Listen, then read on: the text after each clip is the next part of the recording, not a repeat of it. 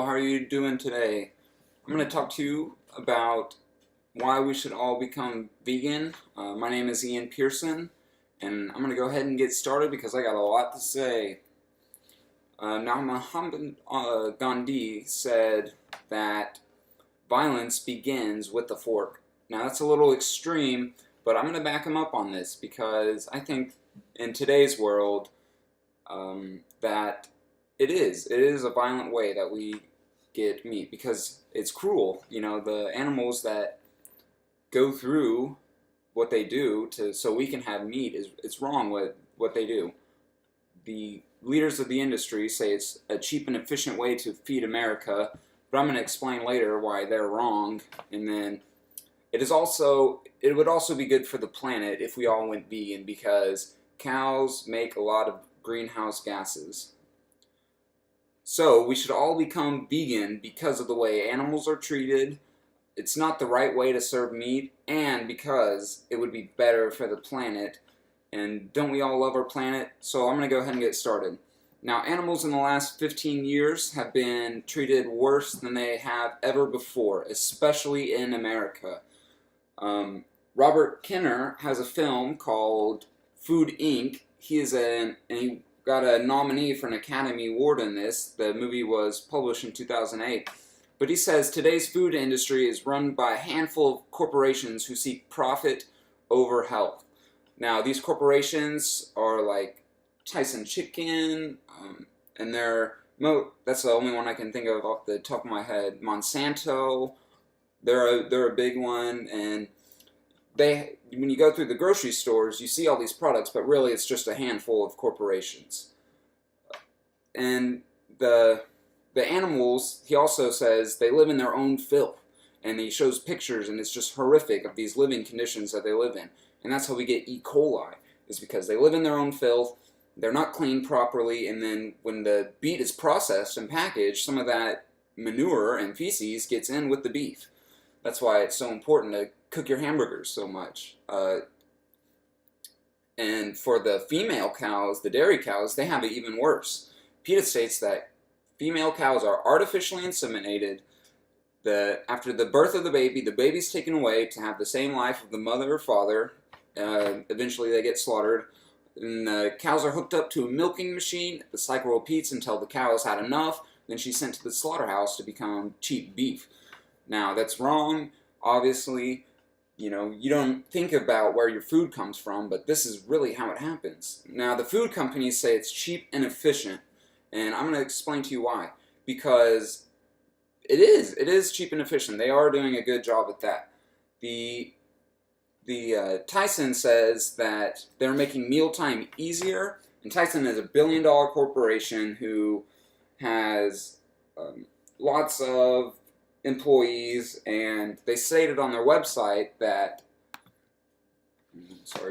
they're making mealtime easier, making innovations in the fresh food industry, and they're meeting the convenience of consumers.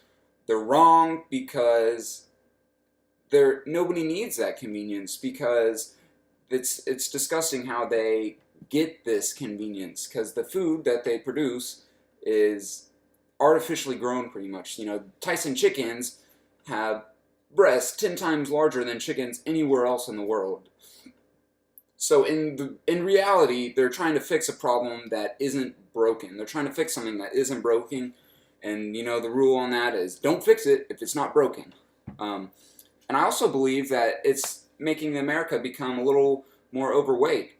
Craig Lambert, Harvard's magazine's deputy editor, stated in an article, "The Way We Eat Now," he helps explain that the fast food industry, the meat industry, and the obesity rate in America are all connected, because the food is so cheap, the poor families can afford it, and they can't afford healthier options.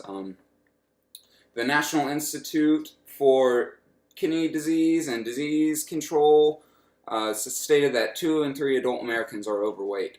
Now, reducing the amount of meat we eat could also help the planet, can help make it greener, because according to the NOAA, which is the National Oceanic and Atmospheric Agency, they have a demographic of the world on how much food is grown for animals compared to how much food is grown for humans. Now, the agricultural industry uses lots and lots and lots of industry or energy, whether it's water use or fuel or land use. And we could be using that land that makes corn for animals, we could use it for other things such as lettuce and other vegetables and fruits that we humans like to eat. And according to Cassandra Brooks, who is an science writing intern for the Stanford Woods Institute of the Environment, said in a web article that livestock production amounts for 18% of greenhouse gas emissions, including 9% of the total carbon dioxide and 37% total methane gas emissions in the world. That is a lot. That is creating a hole rapidly in our atmosphere that is eventually going to kill us all. So let's do something about it to fix the world. Go vegan. That's what it is. So in conclusion, animals have feelings too. Animal cruelty is a thing. You wouldn't treat your pet that way. Why treat your cow that way? The meat industry thinks they're doing good, but in reality, like I said, they're trying to fix something that isn't broken. The planet can benefit from this lifestyle change as well because of the amount of gases, greenhouse gases, that the cows put into the air. So becoming vegan does not mean sacrificing meat and other dairy products. Instead, it's a joy because of the way meat is produced has become unnatural. And the leaders of industry are in fact doing more harm than good. And because this planet is on a crash course to total destruction, we must do something as humans to act. So don't go vegan because of the health benefits or any personal gains. Do it because deep down you know it's the right thing to do. Thank you very much. My name is Ian Pearson. Have a great day. Go vegan.